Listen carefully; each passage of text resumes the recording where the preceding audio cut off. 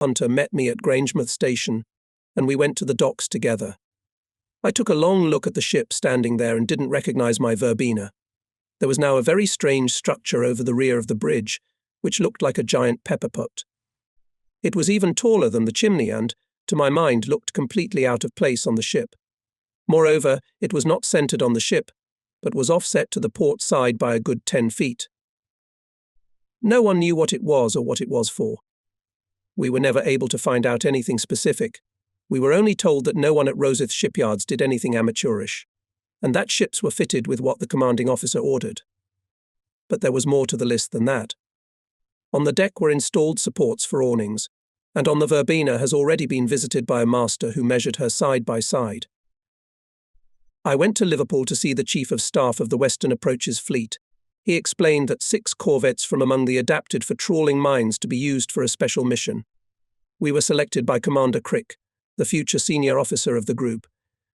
The operation would require radar, and since it was urgent, the radar unit for us would be taken off the Renown. Naturally, I was not satisfied with such scant information, but the Nachstaber did not give me anything more substantial. He said that the less I knew, the better. I objected that people cannot be forbidden to make assumptions, and that the consequence of lack of information will be the emergence of the most improbable rumours. He suggested that we should tell the men that we were to go to the Freetown area. German submarines are appearing more and more frequently in the South Atlantic. They have even been spotted off Ascension Island and in the St. Paul's Rock area off the coast of Brazil. I could not learn anything more. I had to return to the ship. During the trip I cursed more than once the fate that made Commander Crick remember me. If it hadn't been for a long-ago episode with a special train, he would never have remembered I existed. Pressed to choose 6 corvettes, he must have run his eyes over the list and stumbled upon my name. That's the only reason the verbena and I were picked for who knows what. Not that I minded the chance to take part in an unusual operation. I just loved the work we were doing. It was undeniably necessary, important and worthwhile. How could you think of a more exciting picture than an Atlantic convoy? An armada of ships, held together by the escort ships surrounding it, moving toward home shores. Rolling heavily from side to side, the heavily loaded merchant ships carry in their dark holds food and ammunition for a belligerent Britain. They struggle hard against the waves, cresting and falling into deep troughs, only to find themselves back on the next crest. In a few weeks the same ships will return, but without cargo, and will again cut the dark waters of the Atlantic with their strong forefronts. They would also be tumbling from side to side, but lighter and faster, and from under the stern of one or the other would come the cheerful splashes created by the propellers that were now and then rising above the water. We learned to treat our charges with warmth and love. They were all very different, but we remembered, if not all of them, at least a great many of them. Each ship had its own character, its own personality, just like the escort ships. Often we gave them nicknames. For example, we had Smokin' Joe, a huge, ugly steamer that always smoked enormously. Taking the next watch, the new officer was usually interested. How did Smokin' Joe behave? Not too well was the usual reply. Half an hour ago he was blowing the pipes again. I had to teach him a little lesson. But our Smoky Joe can't take it. When you sail beside him for a week, you begin to take a special interest in him. And then, when you see him in the departing convoy, it makes your heart feel warmer. Sometimes you even come closer and greet an old acquaintance, not being lazy to take out the loudspeaker for this purpose. All the more so because you know very well that in a few hours you will get a signal informing you that number 34 is smoking ungodly again, and then your address to him will be far from polite. I have often thought of the men who sailed on those ships. In mid-1941, German submarines were sinking 60 ships every month. In other words, we were losing an entire convoy every month. Nevertheless, there was never a shortage of people wanting to get on these ships.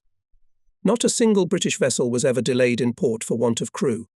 Can there be a better recommendation for our people? The most daring vessel I have ever seen in my life was nicknamed the Sinbad the Sailor. We first met her in a convoy on the way home. It stood out clearly and I think would have been noticed in any company. From what pile of scrap metal it had been extracted to be made to fight in the worst of the world's wars, no one knew. But Sinbad was very, very old. All the details seemed to strive upward: a straight stem, tall, slender masts, a very tall and surprisingly thin trumpet. Only the stern was narrow and graceful, like a steam yacht. When we first saw it, black smoke was billowing out of the thin chimney. We tried everything: orders, persuasion, flattery, to no avail. Sinbad smoked like a shunting locomotive. And that was just the beginning. A naughty child, he kept falling out of the cradle. Every now and then we'd put him back in. His team reacted to everything with such good humour that it was simply impossible to get seriously angry. When I began to curse into the mouthpiece, the captain of the Sinbad would come to the rail, smile, and wave me off. He was as old and decrepit as his boat. I remember his short, stocky figure with his bowler hat frozen on the bridge. The wind ruthlessly ruffled his fluffy grey-white sideburns, and a good-natured smile never left his broad, weathered face. We all thought that he was not only the captain, but also the owner of this rusty trough. One day the Sinbad was unable to take her place in the marching order. Some malfunction in her worn-out machinery had reduced her speed to such a degree that even a man walking could overtake her. I stayed close by as long as I could. But in the evening I got an emphatic order from Malcolm. Stop babysitting and take your place. I knew the reason for that order. Our convoy was being pursued by 6 German U-boats. I moved closer to the Sinbad. Can you make it go any faster? No, mister. The sound of the wind and the crashing waves drowned out the old man's words. My dinghy was launched 50 years ago. We're in need of some serious repairs. I'm sorry, but I must leave you now. We're expecting an attack on the convoy. Believe me, I'm sorry. Good luck. Don't worry about us, mister. Go back to the convoy. We'll be all right. That night I prayed for the first time in my life. I asked the Almighty not to let the Germans find our old Sinbad. The next morning our long-suffering friend was nowhere to be seen. The only consolation was that not a single signal was received during the night. The radio operator kept a constant watch. 3 weeks later, we were escorting several vessels to Liverpool. At this time, a convoy was coming out of the River Mersey, with our Sinbad in the middle of it. First, we saw a plume of black smoke stretching behind the tall, thin tube. Then we laughed amicably when we noticed that the escort corvette had sped up to the intruder. This was an operation he would have to repeat more than once. Having brought our charges to their destination, we approached the Sinbad to exchange a few words. We were genuinely welcome. During the past time on the Sinbad, the machinery had been completely overhauled. The ship was as good as new, rejoiced the old captain. Leaving, we hoisted the flag "I wish you good luck" on the Knockrai. In response, a particularly black puff of smoke burst from the long, thin chimney and ashes swirled over our deck. To go to sea on this holy trough was to play a risky game with death. But the old captain did it regularly, and apparently had no difficulty in selecting a crew. In my opinion, a man could not be braver, and I did not want to leave him, the brave sailors, and the work I knew, loved, and did well, to set out for parts unknown and for reasons unknown. We moored the Verbena to the side of the Renorna, and from there we had the bulky and complicated radar equipment moved. This gave us a reason to be cocky. How could they take a brand new rig off such a big ship and give it to us? You'd have to be cocky. And I began to think more and more often what kind of operation we were to participate in. For now we were to go to Londonderry and await instructions. Other ships would arrive in the next few days, and a general assembly was scheduled for Friday evening. There were new faces in the crew all the time. I had been involved in training sailors and officers for many years and always enjoyed their professional development. After 6 months at sea, many members of our crew became senior specialists and 2 senior sailors became petty officers. Garda-Marine Edwards, who had presented for a junior lieutenancy, was transferred from us, and his place was taken by Garda-Marine A.D. Townsend. Any member of the crew on the Verbena who wished to promote himself had an opportunity to try his hand. And it did not affect their ability to work. People performed their duties diligently and efficiently, and prepared for examinations in their spare time. Other people took the place of those who had been reassigned. We established good relations with the officer in charge of personnel distribution, and he regularly sent good young men to us. Lt. Whittaker became a lieutenant but stayed with us. Things have changed a great deal since I first took the Verbena to sea 10 months ago. I was the only experienced officer on the ship then. Now I had 3 lieutenants, and all of them had watch certificates. We left Rosyth on Wednesday evening and reached Cape Wrath, the northwestern tip of Scotland, on Thursday afternoon. We had plenty of time to spare. After rounding the headland, we entered the Minch, the strait between the Scottish coast and the Outer Hebrides, and were immediately caught in bad weather. The strong winds carried with them charges of rain. If the rain stopped, it was replaced by mist, only to give way to rain again after a while. However, such weather is common in Minch. I was always surprised how often everywhere else but Minch had fine weather, and the wind raged in the straits. Under such conditions we had only two choices: to lie adrift, or to keep moving forward, but at a slow speed. Either way we risked being late for Londonderry. That's when I thought of the new radar installation. If it's really as good as they say, it's a sin not to use it. I sent for the operator. Yes, surely it could detect the ground. And we tried it. It was brilliant. I asked the operator if he could work alone for 6 consecutive hours. There were no other specialists of a similar profile on the ship at the time, and receiving an affirmative answer, gave the appropriate orders. I was delighted and humbled by the efficiency of the new installation. And after all, we were travelling down the Minch at full speed. No more fruitless search for a convoy lost in the thick fog. Thanks to this marvellous invention, the life of the escort officers will be much easier. I even forgave the new apparatus its ugly appearance. Exactly 6 hours later we got through the Narrows and approached Londonderry. Everything worked out as planned. The weather in Londonderry didn't spoil either, and knowing when we left Rosyth, no one was expecting us on time. The next few days we were very busy showing off the new toy. Completely unexpectedly, Hunter became seriously ill. He was facing surgery and I was looking for a new senior assistant. The new person didn't need to start from scratch. The main thing was not to destroy what Hunter had done. That wasn't so easy, though. What had been created? Hunter was solid and indestructible. He always worked thoroughly. The captain is often powerless over the problems that arise on a ship. Traditionally, the captain and chief mate should both be first-class officers.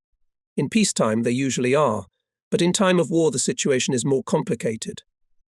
A good captain can have an efficient fighting ship, but without a good chief mate it will not do well.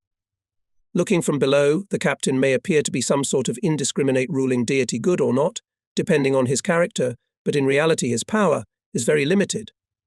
He can only act through a strong officer corps. It is the chief mate who brings to the captain any problems that arise that require supreme intervention. He also informs the crew of the captain's decision. First of all, he must be loyal to his captain, which, however, does not exclude the need and possibility to give timely and tactful advice. He must also be loyal to the team, understand and respect people. This job takes up all of his free time, and he still has responsibilities as an officer of the ship. Soon after Hunter's departure, it became obvious that I could not do without his XO. I went to Londonderry to see the captain, and he promised to send a replacement immediately. 2 days later, on a lovely clear morning, we set out to sea to meet new adventures that awaited us as yet unknown. We knew that we were being sent as an additional escort with the convoy southward, and that we and 5 other specially equipped corvettes would later separate and go on with ships destined for Freetown, Sierra Leone.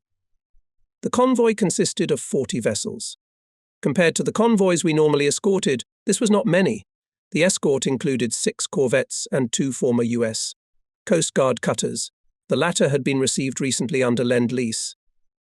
They were large, clumsy, and the only thing that made them suitable for use in the escort a large autonomy of navigation. Nevertheless, we gave the convoy quite a solid defence. We set out in a westerly direction at 9 knots and after crossing the 15th meridian turned south. At first nothing happened, and only after reaching the latitude of Brest we were attacked by Focke-Wulfs.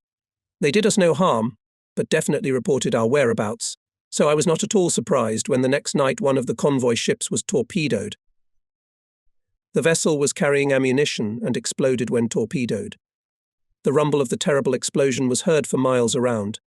How can one not think of the B-12 group, which did not lose a single one of its wards? And here no one even bothered to organize a search and pursuit of the submarine. We waited for orders, but in vain. The team was prefabricated and unplayed, and there was no senior escort officer. A moderate wind was blowing from the north. It seemed quite evident that the convoy was attacked from behind. Verbena went along the tailwind of the convoy, dropping depth bombs every 500 yards. I don't know if our actions had any effect, but there were no further attacks on the convoy. The next morning it was discovered that one vessel had fallen behind. The Verbena was left to guard it until the sailors finished repairing it. This we did for 12 hours. In that time, the convoy had travelled 108 miles ahead. Although our charge vessel was fast and made 13 knots when repaired, our speed advantage over the convoy was only 4 knots. It took us 22 hours to catch up with the convoy. A day's travel at full speed would significantly deplete our fuel reserves. 2 corvettes had already gone to the Azores for fuel. Once we caught up with the convoy, we were forced to follow. We arrived in the area of Ponta Delgado and found that the port was closed because of the bad weather. We had to drift. We waited all night, but the next day was also inclement, and the next day was no better. The harbour was still closed. Our situation became desperate. We had either to try to enter the harbour or to surrender to the will of the Atlantic and fall prey to the first German submarine. So I decided to take the Verbena into the harbour. The venture was not for the faint of heart. A huge wave picked up the little corvette and carried it toward the entrance.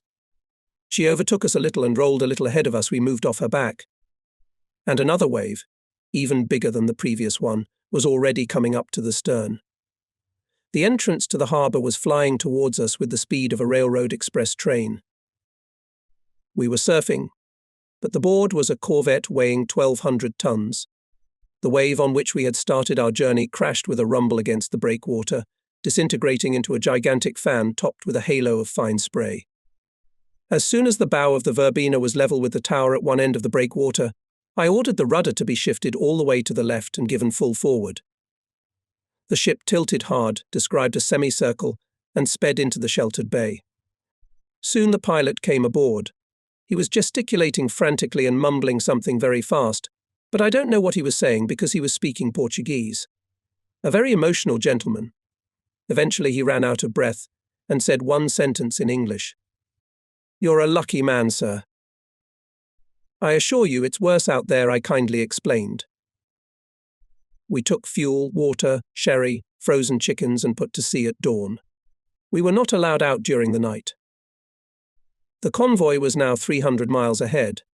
We received the signal, "Join us at once." It was quite evident what had caused this haste. The Admiralty reported that German submarines had been spotted near the convoy. I had to comply, even though it meant increased fuel consumption. 4 days later, when we had almost caught up with the convoy, a new order came: "Your buddy is behind again. Do whatever is necessary." Using radar, we found the lagging ship at night, but repairs were completed in the morning, and by that time the convoy had already moved away from us again by 100 miles. It seemed as if the race would never end. In the afternoon we heard of the separation of the escort ships and part of the convoy destined for Freetown, but we still had half a day's journey ahead of us to get the baby back into the cradle. The next morning we did manage to do so, and with a hasty farewell, set out in search of Freetown. At top speed we consumed twice as much fuel as at low speed, and had been going for a week, the equivalent of a fortnight's passage at 10 knots. We had a long way to go, and I was not at all sure we would make it to the end of it. Especially since we had a problem with the second boiler, we had to go on one. I didn't know what we could count on in Freetown, but I had heard that there was almost nothing there. It seemed unlikely that there would be an ocean tug there for us. And I had no desire to drift with empty tanks on the Atlantic after all. If the cars stop, there will be no electricity, and therefore there will be no radar or ASDIC. I felt that it was better to move, even if very slowly, and people would feel better that way. Few things have such a negative effect on the moral climate in a team as helpless rocking on the waves with stopped cars. As soon as the steady hum of the propeller subsides and the ship, which no longer obeys the rudder, drifts aimlessly, people begin to feel helpless, forgotten. The ship's iron heart stops and your own begins to ache. Surely the worst punishment for a sailor is to be left aboard a ship whose machinery is about to stop. He will have to wander forever on it over the boundless expanse of the ocean. On the basis of the above-mentioned considerations, I outlined a plan of action. We spent an exciting and very productive morning rigging the corvette for sailing. The davits, each 14 feet long, became 2 rails and were secured at a height of 3/4 of the mast. Equipped with cables and hoists, they were at right angles to the mast. They could be adjusted to any desired position. We prepared to place the awning from the quarterdeck on the windward side of the river, and the awning from the bridge on the leeward side. The canopy from the tank, which had a triangular shape, was intended to be a jib. At noon, the mechanic reported that the fuel was at 0. We had to go at least another 4 hours to reach the harbour. We heard on the radio that other corvettes were hunting for a German submarine somewhere south of us, so no one would be able to come up and take us in tow. We requested a tug, and, as I suspected, got the reply that there was no such thing available. There was a rather peculiar smoke rising from the chimney. The stokers were burning the sludge at the bottom of the fuel tanks. The sailors competed in wit and periodically sent messengers to the engine room to find out which of the boilers they had decided to sacrifice and burn to get to port. At last, the peaks surrounding Freetown showed themselves in the distance. Our speed was slowly but steadily dropping. Keeping the anchor ready, we crept into the harbour and dropped it as soon as we found ourselves under the protection of the booms. About an hour later, a small harbour tug came up and pulled us to the tanker. Freetown's anchorage turned out to be quite extensive. If it weren't for the imposing size of the hill overhanging the city, the whole area would have been very reminiscent of the Solent. The red roofs peeking out between the trees on the south side could well have been Lee's village before it had sprawled out. The north shore was an endless marshy plain, with only a green strip of trees visible on the horizon in the distance.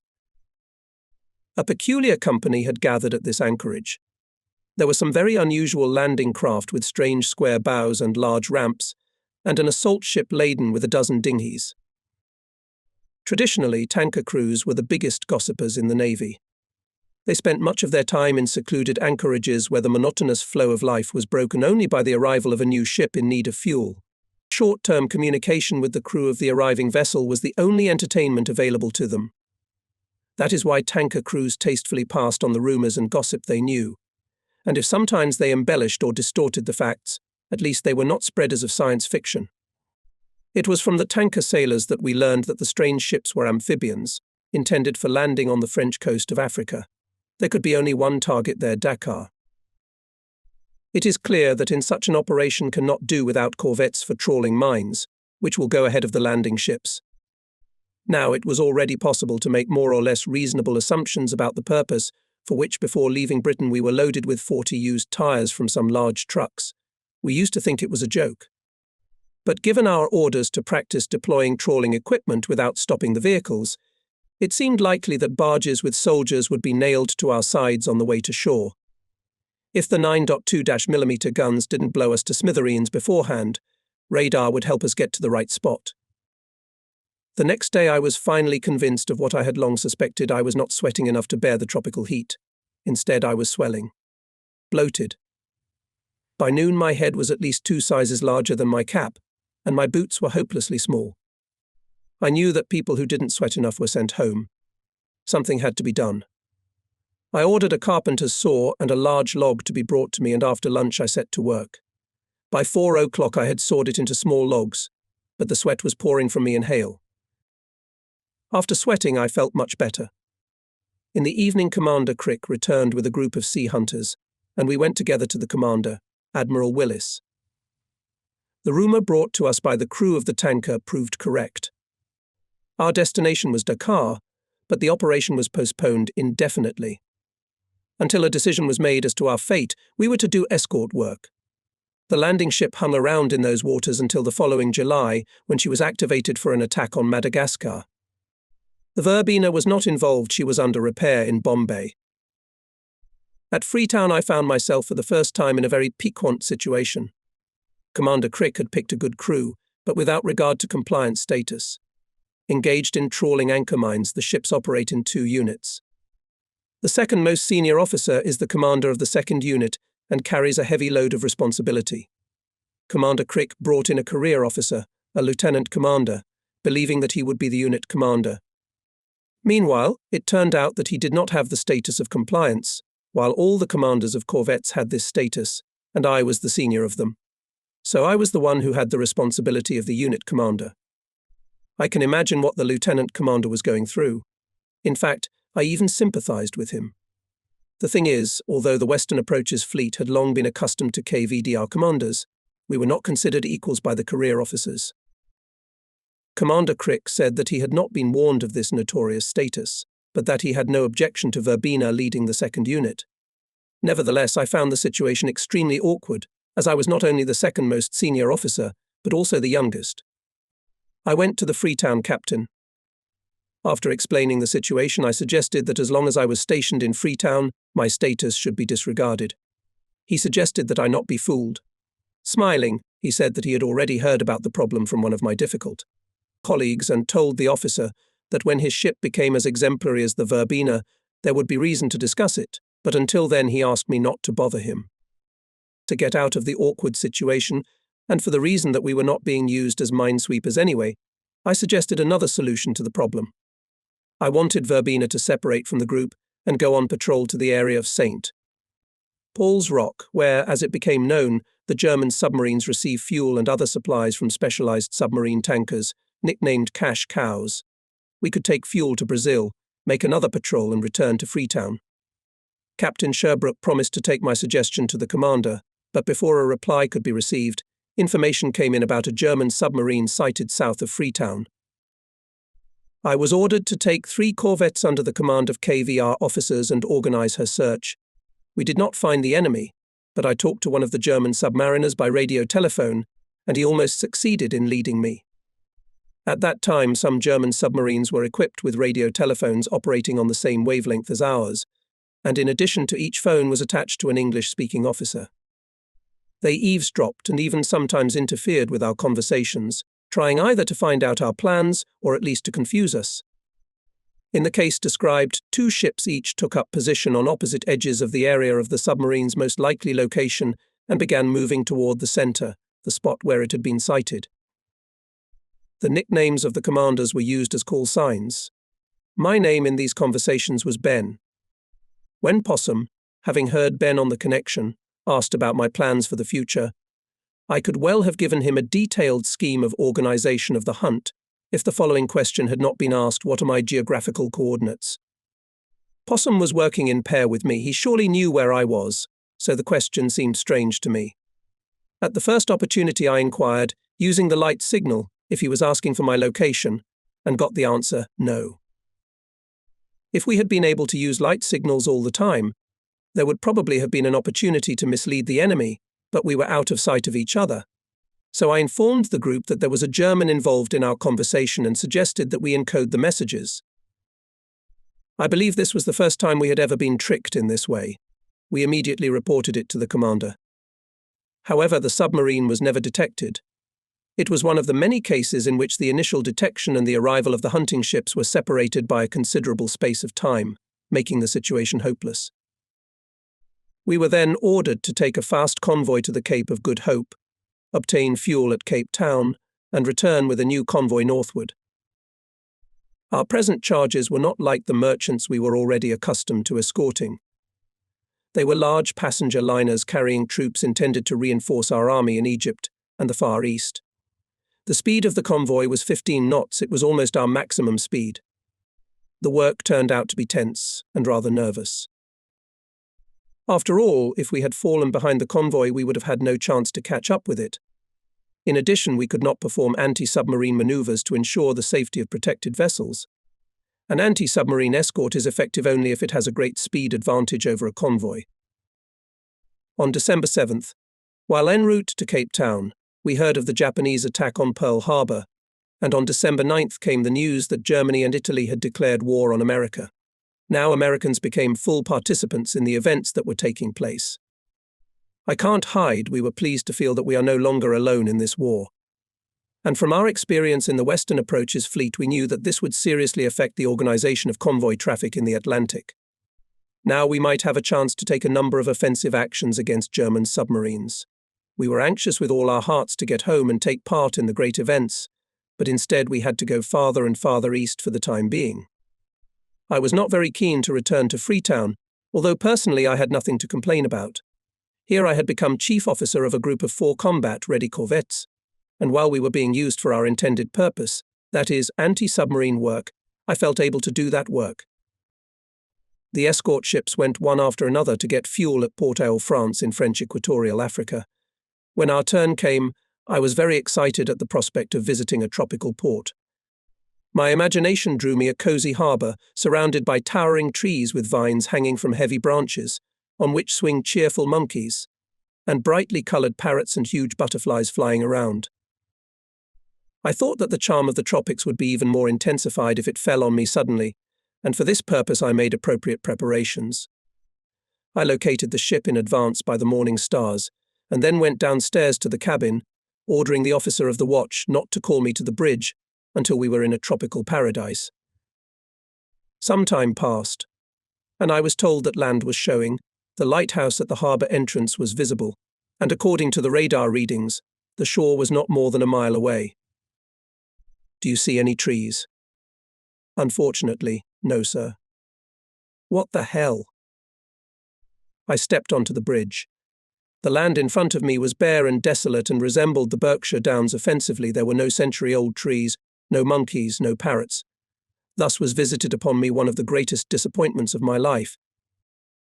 We were to get fuel from the pipeline at the dock, but there was still a corvette coming up ahead of us.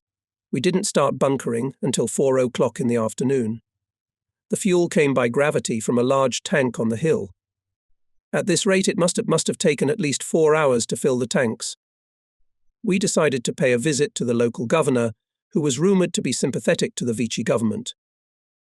The senior aide and I set off on the 2-mile walk to the governor's residence. When we arrived there, we were politely informed that the governor was away, which we doubted, as we saw with our own eyes on the approach to the house how someone bounced from the window.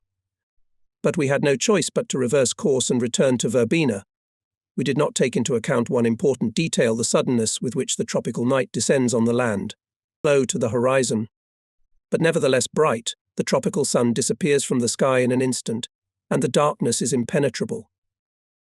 The road to the port turned out to be absolutely deserted. We had not yet had time to be enveloped in the dark night, dark as a deadly sin, when we heard a light stomping behind us. Barely had we time to jump back, but we saw an animal the size of a small dog running along the road. We resumed our journey, but very soon we again heard whistling and tapping behind us. It was all very strange and, I admit, frightening. Land crabs. I suggested uncertainly. Do they attack humans, sir? I'll be damned if I know. We stopped. Behind us steadily someone was approaching. I'd feel a little more at ease, so the chief mate admitted pathetically, if they weren't making so much noise. You know, number one, I think we ought to get out of here. Let them think we're cowards, but I can live with that. And we ran, so fast the devil couldn't catch us if he wanted to. Not like some crabs. We escorted the convoy to a given point south of Cape Town and went to Simonstown for fuel. There we were given orders not to return to Freetown, but to stay in Cape Town and wait for further orders. The war in the Pacific was at a critical stage. The Japanese, using carrier-based bomber strike groups, had knocked the American fleet out of Pearl Harbor on December 7th. A few days later we lost the old battleship Ripples and the new battleship Prince of Wales. Except for a few destroyers of the Eastern Fleet, we were the most capable ships of the escort, and there was no doubt that if not today, certainly not tomorrow, we would not be passing eastward. As the senior officer of the corvette group, I was faced with a very serious problem. All the ships needed their boilers cleaned. By the time we arrived, our boilers had already run 1,500 hours. Any movement eastward toward the theatre of war meant adding at least another 500 hours to that figure. In other words, we could not move without cleaning the boilers. I thought it quite obvious that the cleaning should be done in Cape Town, and the sooner the better. But I could accomplish nothing. We were ordered to remain on a 4-hour standby and await orders. And in vain I tried to prove that to keep our ships with hot tube boilers on 4 hours readiness was like sending them to sea, because one boiler had to work all the time. All my arguments were in vain. The ships stood by and added hours to the operational time of the boilers. Thus, waiting for orders, we spent a whole month on 4-hour standby. During that month we were not bored. A special committee set up by the Cape Town authorities took care of entertainment for both officers and sailors. We were the first aliens from the real war to stay in Cape Town for a long time, and the local society ladies competed with each other for the right to have us as guests. A superb American car was placed at my disposal so that I could travel freely in and around the city and to the stables, where magnificent horses were always waiting for us. We even arranged for telephone communication so that a crew could be quickly assembled in case we received orders to go to sea. It was over the telephone that I once received an urgent call. As I approached the telephone, I heard the extremely excited voice of Lt. Whitaker. He reported that he had dropped overboard the keys to the safe containing classified documents. After checking on the sailors going on leave, he walked on deck and twirled the ring of keys on his finger. From a careless movement, they soared into the air and, flying over the railing, flopped into the water. The dejected lieutenant asked if, as was his custom, he should immediately report the loss to the Admiralty. I told him to do nothing for the present, and hurried to the ship, which was standing in one of the new docks at Cape Town. I knew well that there was a clear sandy bottom there. If we could get a magnet, I thought, we could probably get them.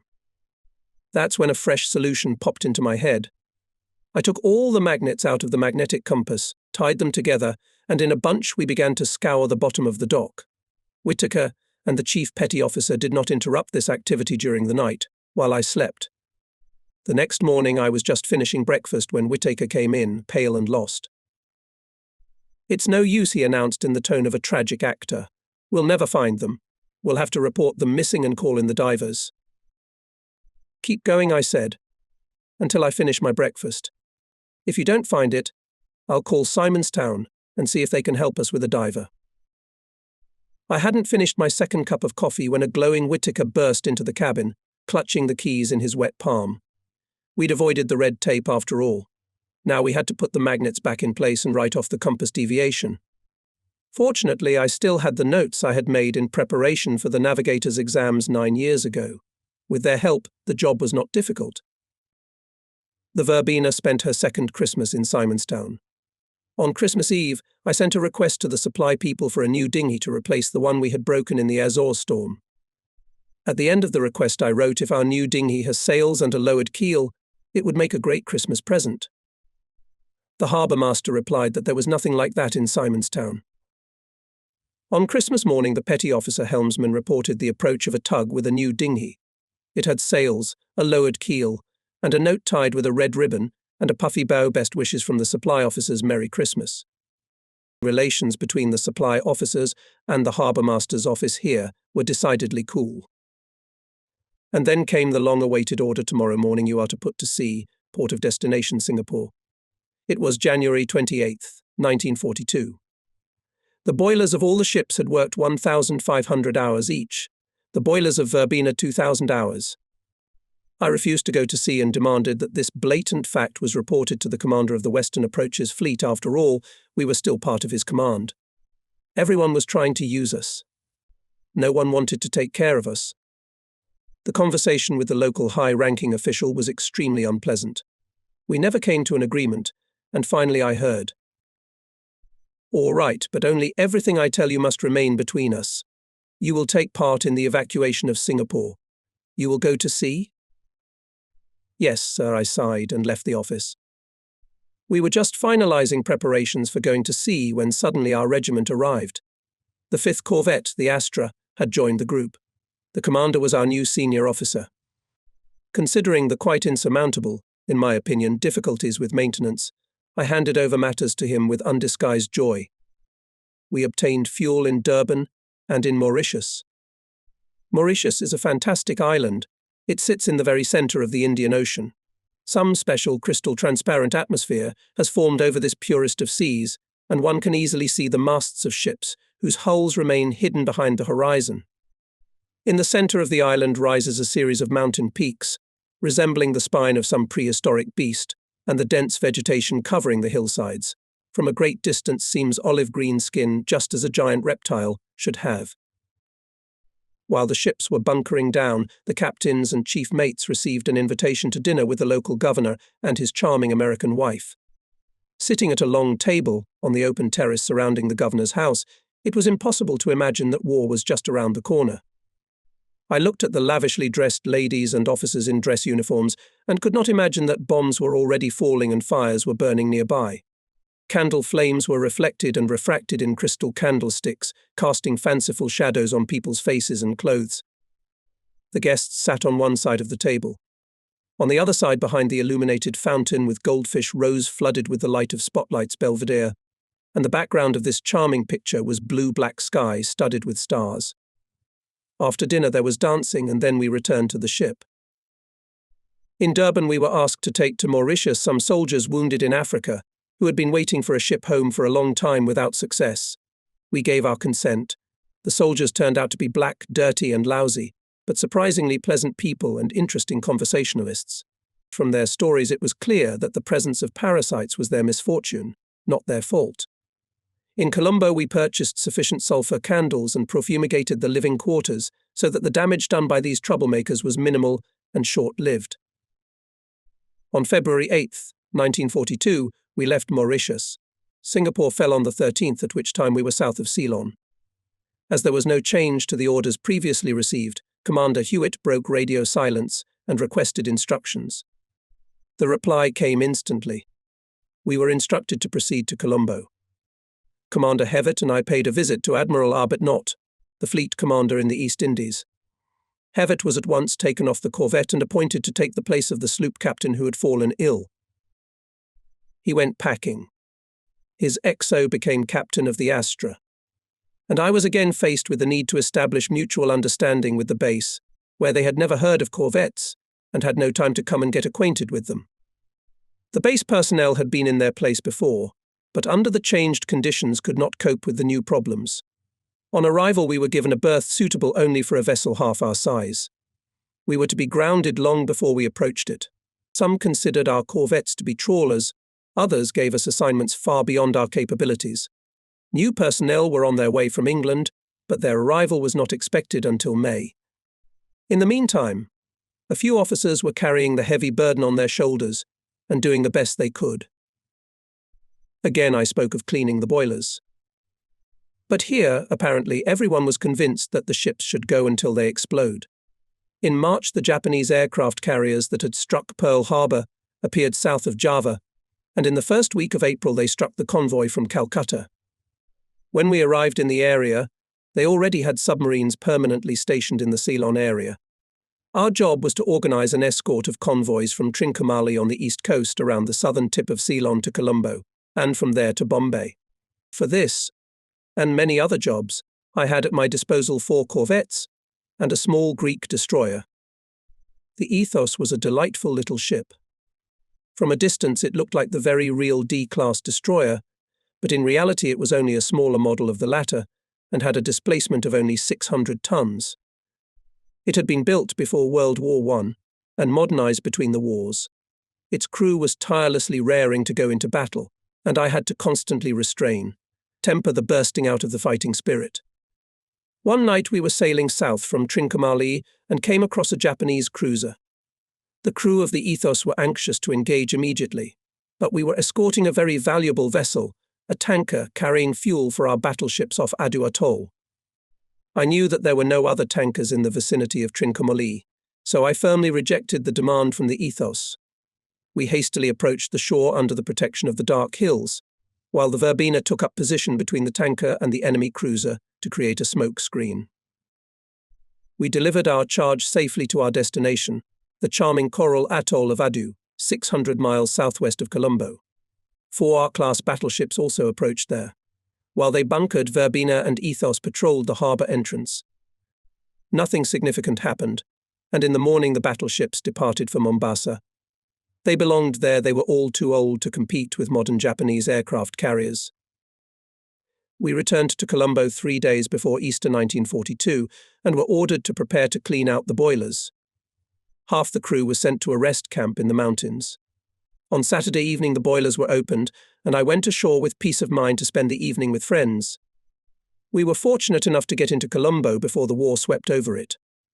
When we first arrived here we were welcomed, as in Cape Town, by a special committee to offer hospitality to sailors. We were inducted into the local society and quickly made friends ashore. Later Colombo was flooded with naval officers, and the little white colony hastened to close up in its shell. In the middle of a very pleasant dinner, I was called to the telephone. Petty Officer Nunes of the signalmen informed me that a general muster had been announced. Excusing myself, I jumped into the rickshaw baby carriage and was very soon on board. Nunes showed me a message: air attack expected tomorrow morning. All ships prepare to repel. It was a little after 9 o'clock in the evening.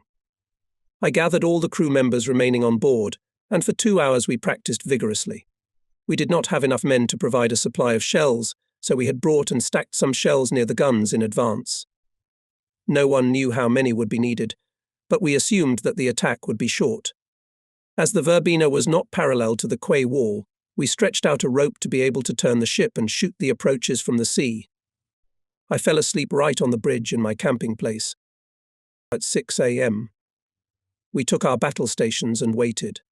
Nothing was happening. Then we started sending men in batches of 4 to the galley for breakfast. The sun came up. There were thick dark clouds floating south of the city. Apparently that's what the radar picked up. At 8:15 we got the message to let the crew go to breakfast. Nunes brought the message to me.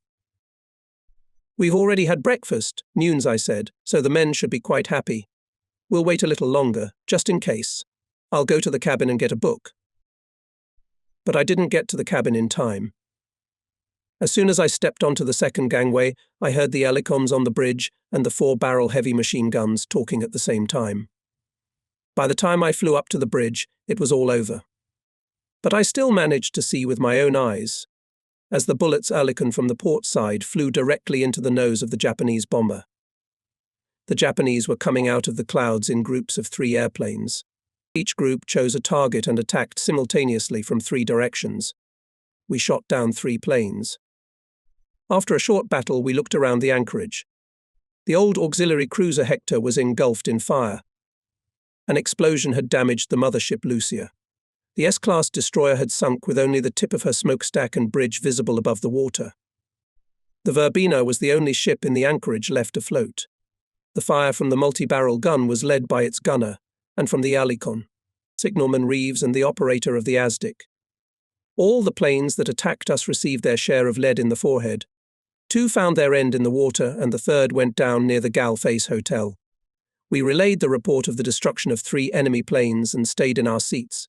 What if the enemy returned? An hour later we were called again from the signal tower. Frankly speaking, I expected congratulations and received the following: "Why have I still not received your report on your attendance at the Sunday service on Sunday, March 29th? Nunes' response was so emotional that the signal lamp almost burned out. We were just playing cat and mouse with a Japanese cruiser that Sunday. "You're wrong," Yeoman, I laughed heartily. "Don't you realize that this signal is just so good? It's wonderful.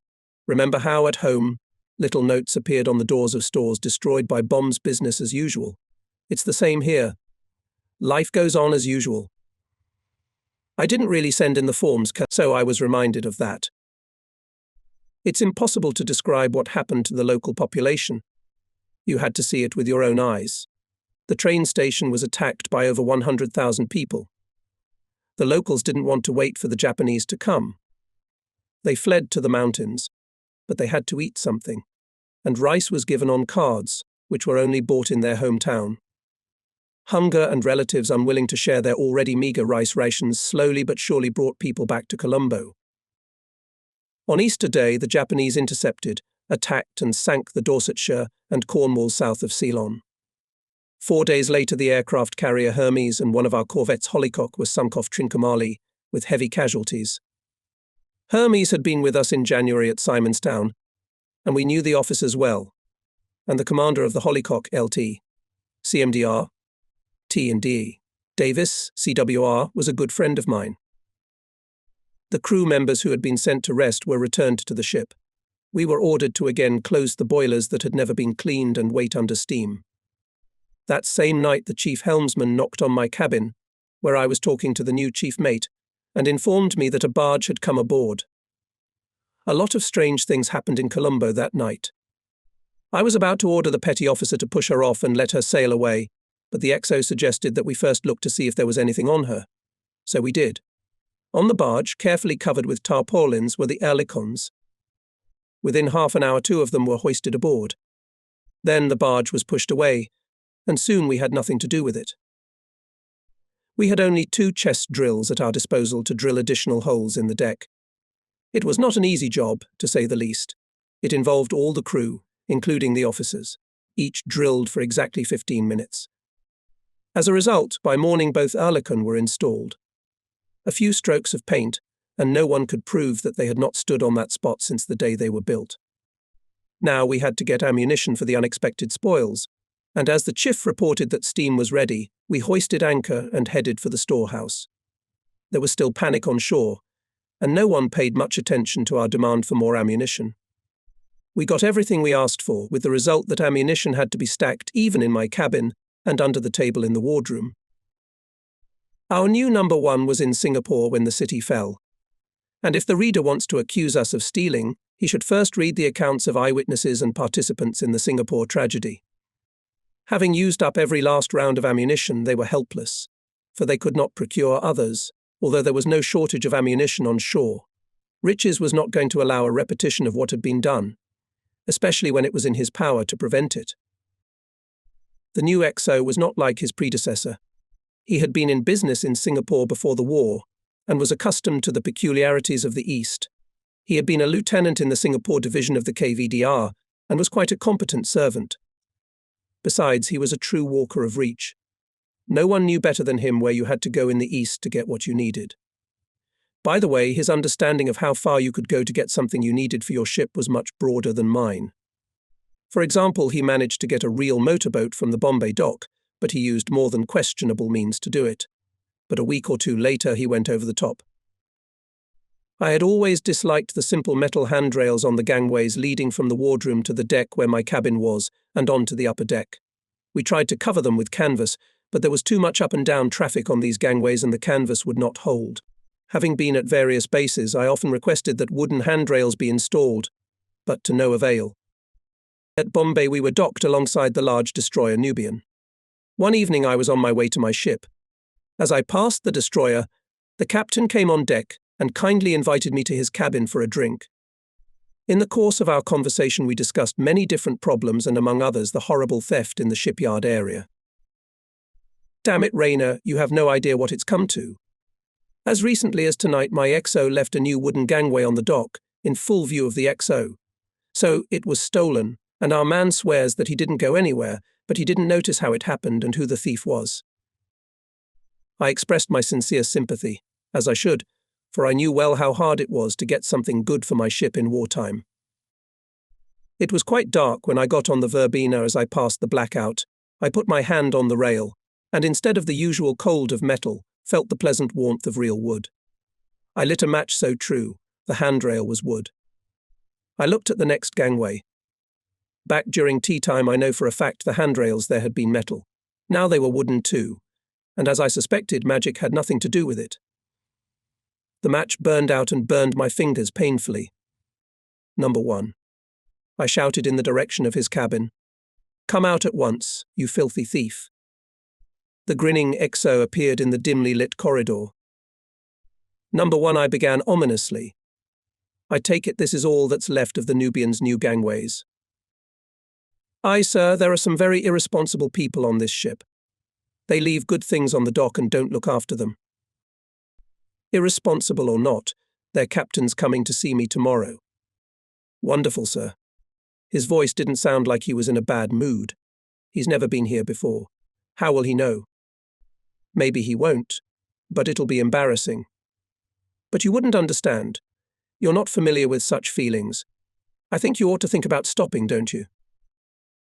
When I had finished this accusatory speech, I went proudly to my cabin, but curiosity got the better of me.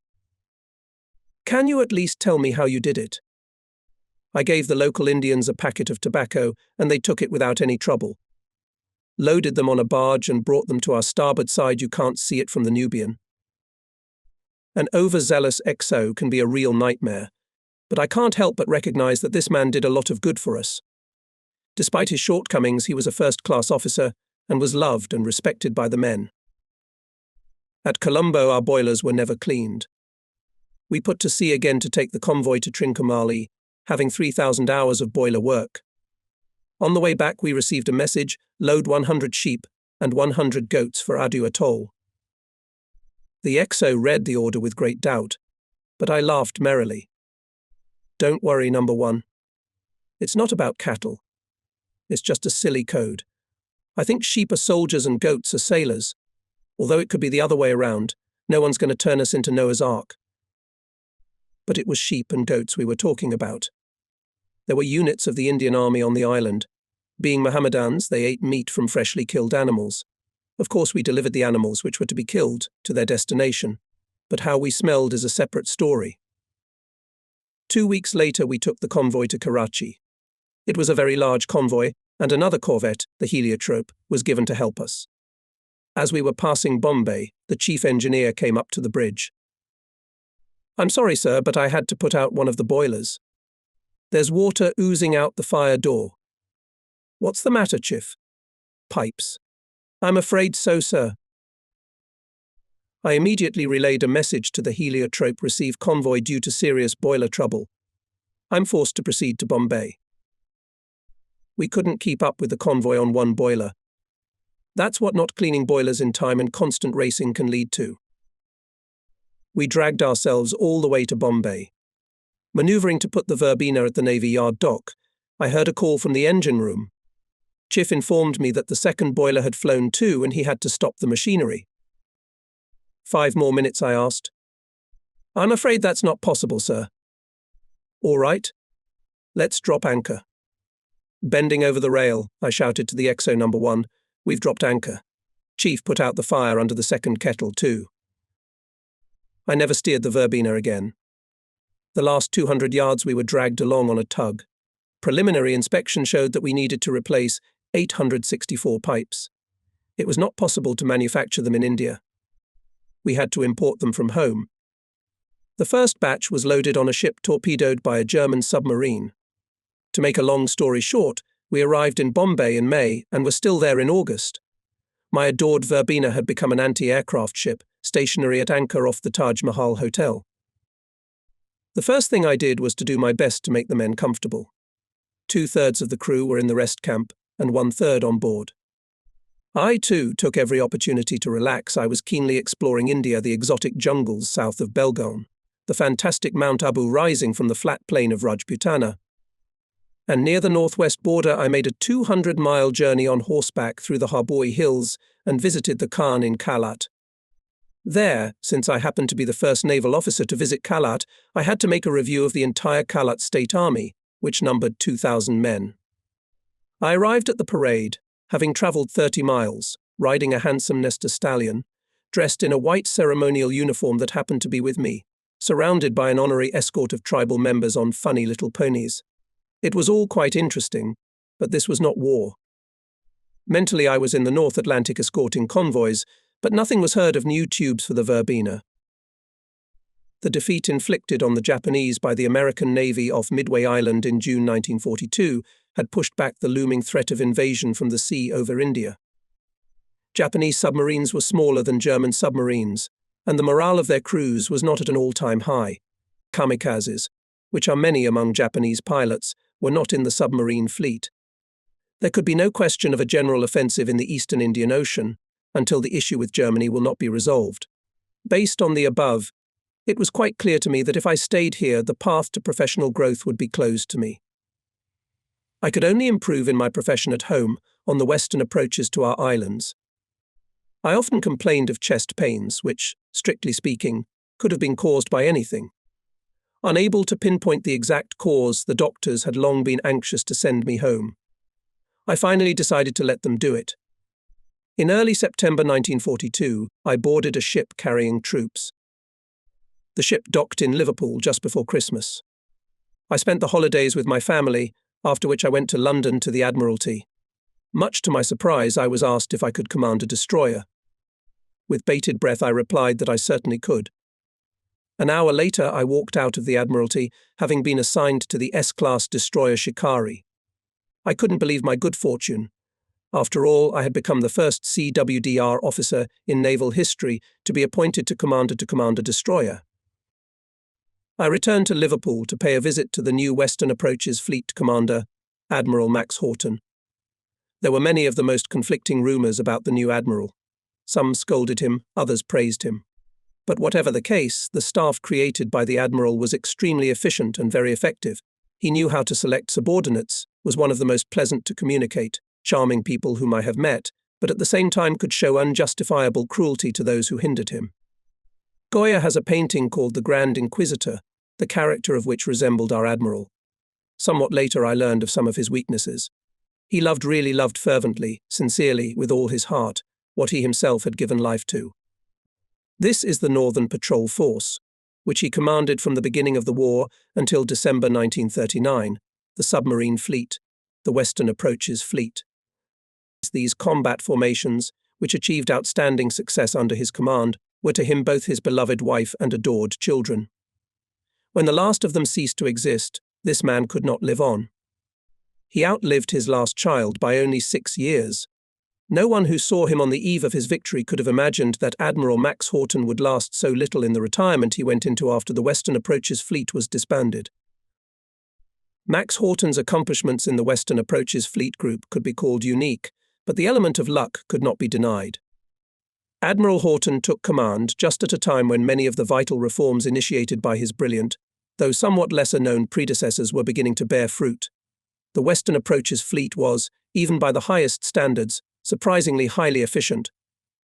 Admiral Sir Percy Noble, long before Max Houghton, had created a first-class organisation, and his predecessor, Admiral Dunbar Nasmyth, had started from nothing, and, in spite of difficulties, had built a solid foundation upon which a magnificent building was later erected. It is useless to speculate as to how things would have turned out if these 3 great officers had come to office in a different order. I venture to guess that the result would have been the same. Max Houghton I knew better than any of the others, for I had been too small a hand before. In the 15 months I had been away, there had been a noticeable change. The old escort group commanders had been replaced by new ones. Human flesh also has a limit to fatigue. Howard Johnston was promoted to captain and continued to work in the Admiralty. The new commander brought with him new officers, many of whom were, like him, former submariners. The tactical school he had established under Captain Roberts had already begun practicing general tactics against German submarines. At this stage of the war, they hunted in wolf packs and caused enormous damage if they made their way inside a convoy. I suppose Max Houghton's secret was simply this: he saw that teamwork in some groups produced excellent results, while others were far less effective. As a strong proponent of offensive action, he concluded that the secret to successful defense lay in offensive tactics. To be fair, the lack of modern ships, qualified officers and experienced crews did not allow Max Houghton's predecessors to switch from defense to offense, no matter how much they would have liked to do so. Max Houghton's main achievement was that he was able to use his tactical school to combine the best of each group's tactics, and from this to create instructions for convoys which served faithfully for many years. Having thus protected his convoys, he took the next step and set about destroying the enemy by creating support groups from the new ships under construction, which performed admirably. The culmination of the success may be considered the action of the group under the command of the most distinguished of all escort commanders, Captain F.J.Y. Walker. I paid a visit to Admiral Houghton. He told me that the Shikari was under repair in Belfast, and that I was to undergo tactical training and assume command in exactly 1 month. In addition, he said that he was assembling all the S-class destroyers into one fast-moving group. Naturally, the message interested me. I wanted to know who would be the senior officer. I did not have time to ask a question, because the conversation was interrupted by the appearance of an officer of the fleet of Free France. He brought a map, which the Admiral looked at in silence for some time. When the officer left, the Admiral turned to me. "Rayner, did this man have a gun in his pocket?" "Yes, sir. He apparently doesn't know the difference between a French admiral and a British admiral." The conversation went on for quite a while. I realized that the Admiral wanted to form a more definite opinion of me, but I could not understand why he devoted so much time to me. Everything was explained when I was about to leave. When I got up from my chair, the Admiral asked, "Rayner, do you realize that you will be the senior officer of the 21st Escort Group?" To say that I left shaken, unable to feel my feet under me, is to minimize the truth. What I heard was like a fairy tale and beyond my wildest dreams. I would have not just one S-class destroyer, but 6. In my mind I already saw them 6 proud beauties, from under the graceful forefronts of which are scattered foamy waves. I envisioned them following in a keelboat formation and board to board. In either form the sight was marvelous. Daydreaming, I fell down the stairs and was brought to my feet by a surprised female women's auxiliary officer. She must have thought I was drunk,